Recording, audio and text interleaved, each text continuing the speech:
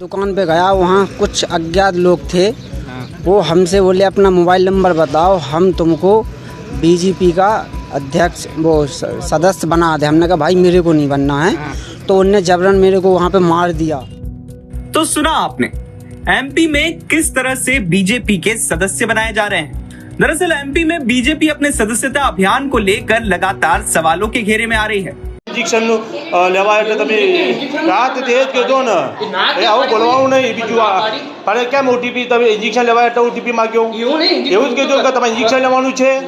તો ઇન્જેક્શન એટલે મેં કીધું હા તો ઓટીપી આપો ઇન્જેક્શન હોય તો આ રૂમમાં હોય 4 નંબરમાં આ મુજે એ રૂમમાં જ હતો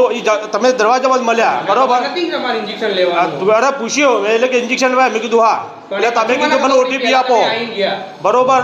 એટલે તમે ભારતીય જનતા પાર્ટીએ લખીને આપેલું છે બોર્ડ ઉપર અહીંયા કે જે